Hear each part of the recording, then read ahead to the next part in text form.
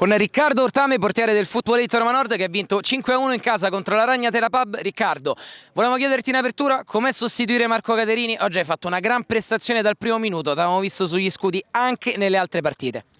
Sì, insomma, lui è un grande portiere, insomma, poi questa Lega la fa da un po' di tempo, quindi insomma io devo cercare di, in un certo senso, di mettere le doppie quando lui non c'è e insomma quando ho fatto bene e sono molto contento perché la squadra se lo merita e è un gran gruppo.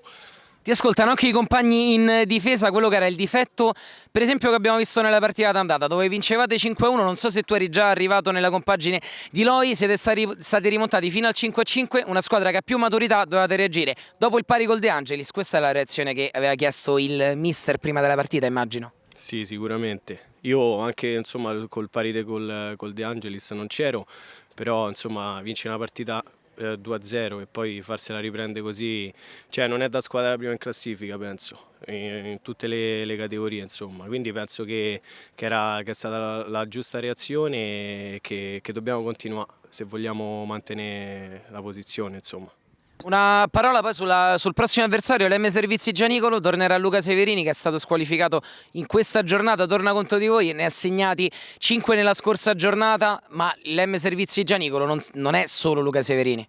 No, una gran bella squadra, io me la ricordo anche all'andata, anche se poi insomma non ho giocato, ma ci ha messo in difficoltà e penso che dobbiamo stare comunque sempre attenti, bisogna stare sempre al massimo perché è importante quello, se vogliamo fare qualcosa di importante, ecco, quindi questo.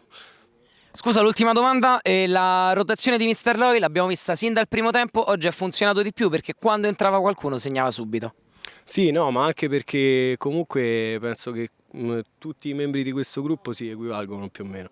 E quando comunque hai questa possibilità di cambiare, è vero anche di segnare, ma ci sono persone dietro che fanno un lavoro eccezionale. Poi è vero che dobbiamo migliorare un po' in fase difensiva. Pure il gol che abbiamo preso oggi sul calcio d'angolo non possiamo prenderlo perché è stato proprio da polli.